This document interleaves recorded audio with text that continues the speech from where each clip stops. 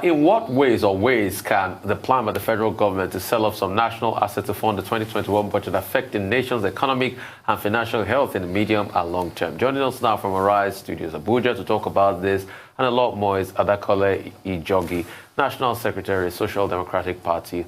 He'll also be looking at the ongoing crisis affecting Kwara State chapter of the party, membership drive, electoral reform, and possibility of coalitions, party funding, and internal democracy. Welcome to the program. Is it right, really, to sell government assets to fund a budget that will just be for one financial year, and most of that money will be frittered away in corruption, rather than saving these government assets and they can be money-making in the long run? What's your take on that? Yeah, good morning, Rufai. Thank you for that question. I think when you look at the structure of the Nigerian economy vis-a-vis the recent COVID-19 pandemic and how governments around the world are grappling to raise funds to, get into an economic recovery, you find out that Nigerian government is actually not doing anything wrong by looking for other sources to fund the budget. But what is pertinent for those of us who are economists is the fact that selling off of government assets to fund budgets that is largely recurrent is not sustainable over time. That it will be better for the Nigerian government to be, especially when you look at the finance bill of 2020, some of us were hoping that there will be more sustainable ways of funding the budget other than the heavy reliance or dependence on the petrodollar income. I think that selling off of government assets, after you finish selling off government assets, then what next? Well, how would you fund the budget? So I think that the issue here even goes more deeper than we see, at the surface. That the structure of the Nigerian economy is even defective when you look at budget as a percentage of GDP, or you look at tax as a percentage of budget, or tax as a percentage of GDP. If you look at, for instance, let's discuss budget as a percentage of GDP. You have the Nigerian budget size as compared to GDP is less than 4%. And you have almost a $500 billion economy, and you have a budget that is less than $23 billion US annual budget. And then what is even more worrisome for economists like us is when you look at revenue as a percentage of the budget, or revenue as a percentage of GDP, you see that, and you compare it to other climes, like revenue as a percentage of budget in South Africa is 26%. Even in countries like Egypt is 15%. In Nigeria is less than 5%. The government puts it at 6.1%, but if you do the aggregate, mathematics, you will find that is just there about 3.8%. So I think that we need to have different kinds of conversations with regards to raising revenues for government. I was thinking that the financial bill of 2020 will talk about things like what do you call it? Taxation for wealth taxation for rich people. Rich people get away with everything in this country. I can see your Rufai, I can see your slick suits and all your shining ties. You and Dr. Agbati wear on the morning show, which is actually nice. But I think that you should pay more taxes, more than people, humble Nigerians like myself, Adakole Ijogi. Well, Adakole, I don't know about paying more taxes. I'm probably looking for more revenue. But let me present before you the government's argument. The government is saying that many of these assets, although have in that regard issues in terms of transparency, because we don't know what assets they're actually talking about. So there's that issue of opaqueness. However, whatever those assets are, the federal government is saying those assets have become liabilities. They become moribund. And if they are sold off, they can be reactivated, and also in a manner that they will begin to make more solid contributions to the economy. So should the federal government of Nigeria continue to hold on to assets that constitute waste, that have become moribund? If there are assets that can be alienated, isn't that a wise option in the matter? And SERAP is saying, well, there must be transparency. And you are also saying there are other options. But should we hold on to moribund assets, which may have been identified by the National Council on Privatization? Well, I appreciate the government's position on selling of some moribund assets and to raise revenue or to increase their revenue base. I think that when we economists, when we're looking at the wealth of a nation, the wealth of a nation is not only in its natural resources, also national assets also constitute wealth of a nation.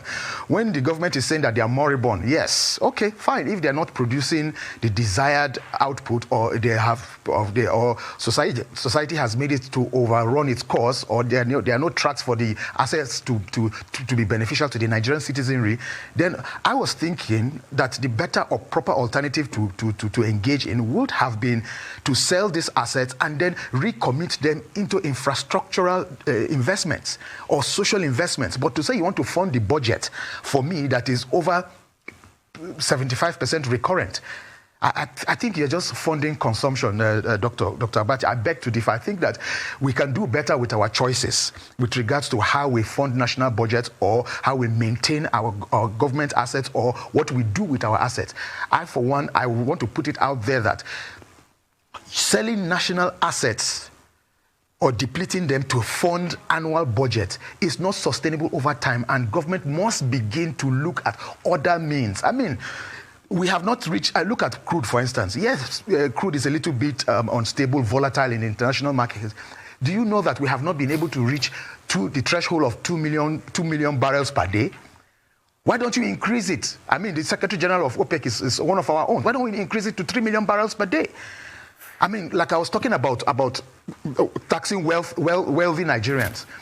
I mean, we economists, there's this thing called Gini coefficient that measures, the distribution of income within a society, within an economy. If you look at that of Nigeria, it is highly unbalanced. That is, you have the huge have-nots and the very few haves.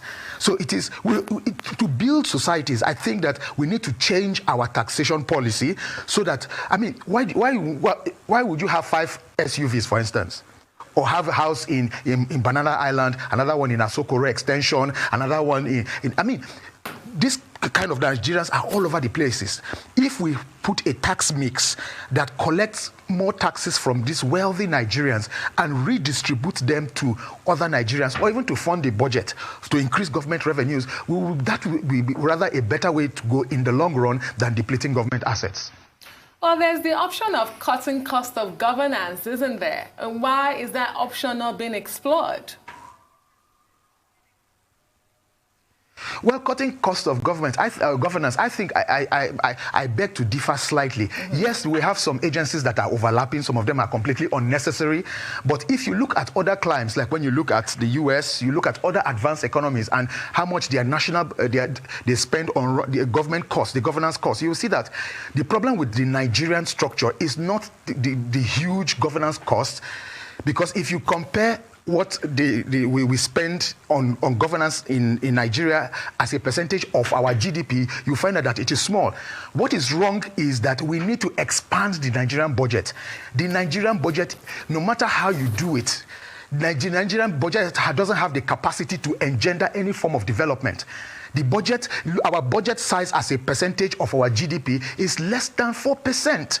We need to up it. We need to up it to about 12-15%, just like you have at other serious economies, serious countries that actually engender growth and development. So, my sister, I don't think that it is this cost of governance that is the issue. I think the real issue, especially when you look at our population, you have over 200 million population in this country, and then you look at the size of government. If it is inefficient, that's another conversation. If you have overlapping agency, but by and large, my position with that is that we need to increase the size of our budget so that we will have a recurrent expenditure.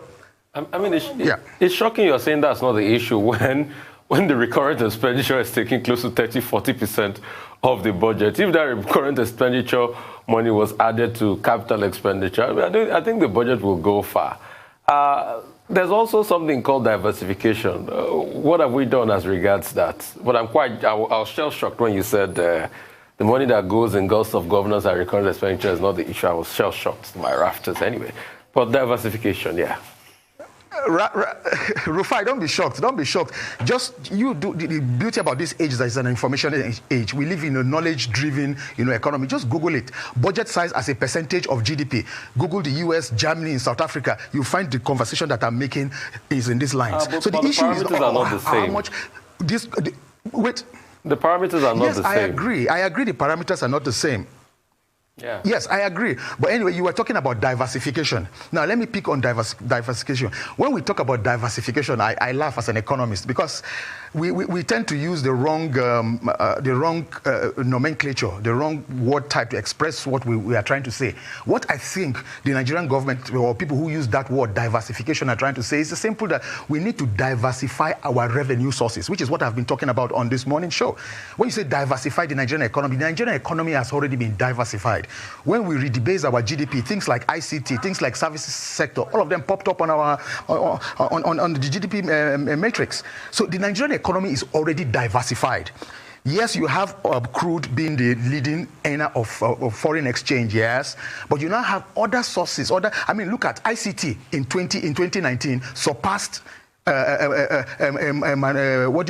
manufacturing. ICT in 20. Go and look at the figures.